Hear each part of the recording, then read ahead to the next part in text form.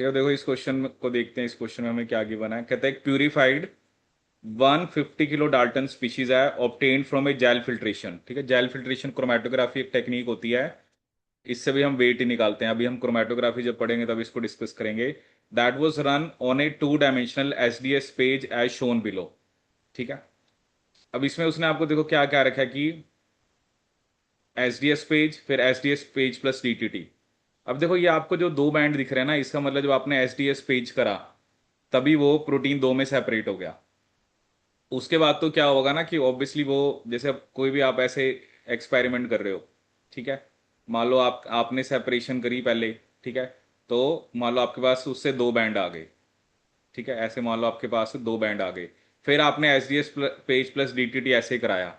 ठीक है, अब मे बी ये वाला इतना सा मूव करा और मे बी ये वाला आपका ज्यादा मूव कर गया, तो ये तो हमें लास्ट का रिजल्ट दिखा रखा है ना। इसका मतलब एस डी एस पेज की वजह से ही वो प्रोटीन दो सब यूनिट्स के अंदर ब्रेक हो गया।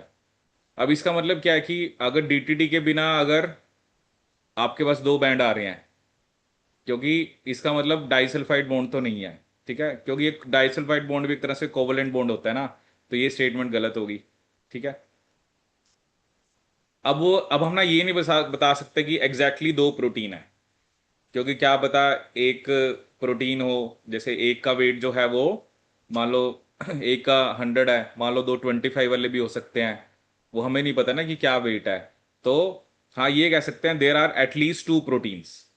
ठीक है, जैसे मान लो 150 वाला होता है, 150 वाला ब्रेक होता है, क्या पता एक 100 में ब्रेक हो जाता, और क्या पता उसके साथ दो 25 वाले लगे होते।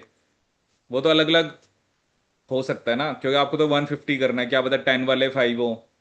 ठीक है, क्योंकि दो ही बैंड आ रहे हैं, एक बैंड जो है जैसे वो प्रोटीन बड़ा होगा एक छोटा होगा। तो ये कहना कि सिर्फ दो ही प्रोटीन है, ये भी आप नहीं बता सकते। ठीक है, हाँ ये आप कह सकते हो there are at least two proteins that are linked through non covalent interaction. ठीक है, और there is only one protein, अगर एक ही प्रोटीन है तो फिर दो बैंड की तो आप बात ही मत करो। तो इसका करेक्ट आंसर क्या होगा आपका? ए। ठीक है।